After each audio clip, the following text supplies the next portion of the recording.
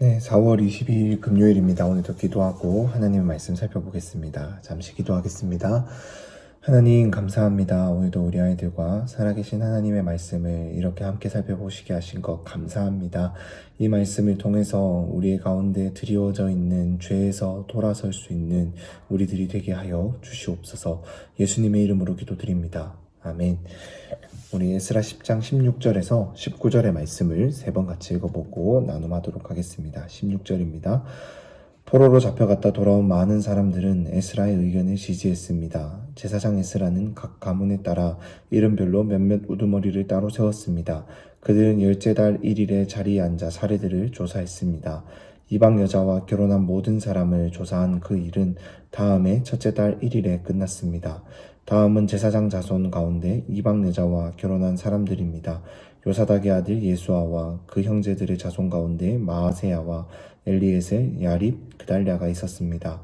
그들은 모두 손을 들어서 아내를 내보내기로 서약하고 각각 자기 죄를 위해 양떼 가운데 수장 한 마리를 속건제로 드렸습니다. 한번 더 읽어보겠습니다. 포로로 잡혀갔다 돌아온 많은 사람들은 에스라의 의견을 지지했습니다. 제사장 에스라는 각 가문에 따라 이름별로 몇몇 우두머리를 따로 세웠습니다. 그들은 열째 달 1일에 자리에 앉아 사례들을 조사했습니다. 이방 여자와 결혼한 모든 사람을 조사한 그 일은 다음해 첫째 달 1일에 끝났습니다. 다음은 제사장 자손 가운데 이방 여자와 결혼한 사람들입니다. 요사닥의 아들 예수아와 그 형제들의 자손 가운데 마아세야, 엘리에셀, 야립, 그달랴가 있었습니다. 그들은 모두 손을 들어서 아내를 내보내기로 서약하고 각각 자기 죄를 위해 양떼 가운데 수장 한 마리를 속건제로 드렸습니다. 마지막으로 읽어보겠습니다. 포로로 잡혀갔다 돌아온 많은 사람들은 에스라의 의견을 지지했습니다. 제사장 에스라는 각 가문에 따라 이름별로 몇몇 우두머리를 따로 세웠습니다. 그들은 열째 달 1일에 자리에 앉아 사례들을 조사했습니다. 이방 여자와 결혼한 모든 사람을 조사한 그 일은 다음해 첫째 달 1일에 끝났습니다. 다음은 제사장 자손 가운데 이방 여자와 결혼한 사람들입니다. 요사닥의 아들 예수아와 그 형제들의 자손 가운데 마아세야, 엘리에셀, 야립, 그달랴가 있었습니다. 그들은 모두 손을 들어서 아내를 내보내기로 서약하고 각각 자기 죄를 위해 양떼 가운데 수장 한 마리를 속건제로 드렸습니다. 아멘. 네, 오늘 이 말씀은 이제 어제 이스라엘 백성들이 이제 자신들 안에 있었던 죄를 인정하고 이제 이방 사람들과 결혼했던 그 사람들을 이제 골라내어서 이 이방 여인들을 다시 돌려보내겠다라고 이제 약속한 대로 행동에 옮기는 모습을 보여주고 있습니다.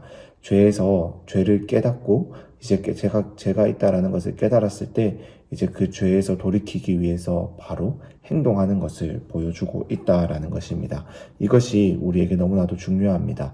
우리 누구나 살아가면서 우리의 힘으로는 죄의 힘을 이길 수가 없어요. 여전히 죄된 본성 가운데 우리는 살아가기 때문에 여전히 실수하고 넘어질 수 있습니다. 하지만 가장 중요한 것은 하나님께서 내가 지은 죄를 너무나도 미워하시고 싫어하신다라는 것을 꼭 기억하고 이제 그 죄를 인정하고 죄를 깨달았을 때 바로 하나님께로 돌아서는 것이 가장 중요하다라는 거예요. 이들이 또 주저했다면 또 망설였다면 이 죄가 더 큰 죄를 낳도록 하였을 것입니다. 죄는 계속해서 죄를 짓게 만듭니다.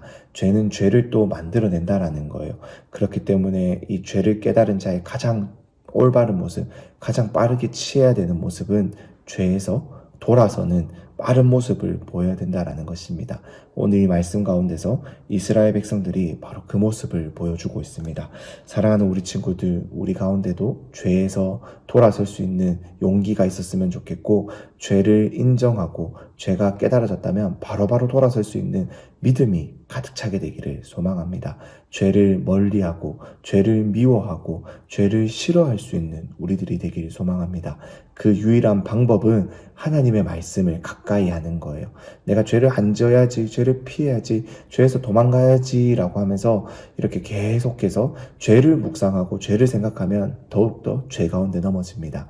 하지만 우리가 죄를 이겨내기 위해서 죄를 생각하는 것이 아니라 하나님의 말씀을 생각하고 가까이 하고 하나님의 말씀을 더욱더 사랑할 때 오히려 그것이 우리를 죄로부터 멀어지게 만들어준다라는 이 사실 꼭 기억했으면 좋겠습니다. 하나님의 말씀을 날마다 읽고 가까이 할 때 우리는 죄에서 멀어질 수 있습니다. 사랑하는 우리 친구들, 오늘도 다음 주도 매일 같이 우리가 늘 하나님의 말씀에 집중할 수 있기를 소망합니다. 하나님의 말씀이 우리를 살립니다. 잠시 기도하겠습니다. 하나님 감사합니다. 오늘도 우리 아이들과 살아계신 하나님의 말씀을 살펴봅니다. 죄를 미워하고 돌아설 수 있게 도와주시고 멀리할 수 있게 도와주시고 이 죄를 미워할 수 있는 가장 좋은 방법은 하나님의 말씀을 더욱더 가까이 하고 사랑하는 것이 유일한 방법이다라는 것을 기억하게 도와주셔서 하나님, 오직 하나님의 말씀만을 더욱더 가까이 하는 우리 귀한 우리 아이들 될 수 있도록 은혜를 더하여 주시옵소서. 예수님의 이름으로 기도드립니다. 아멘.